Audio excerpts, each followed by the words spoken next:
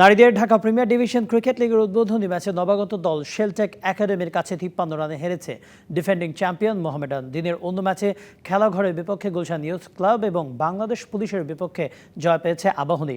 মিরপুরে টস জিতে আগে ব্যাট করে ভালো শুরু করে শেলটেক। ওপেনিং জুটি থেকে আসে 46 রান। দ্বিতীয় উইকেটে ইসমা তানজিম ও সুমাইয়া আক্তার করেন 79 রানের জুটি। ইসমা 68 রানে আউট হওয়ার পর 83 রানের দুর্দান্ত ইনিংস খেলেন সুমাইয়া।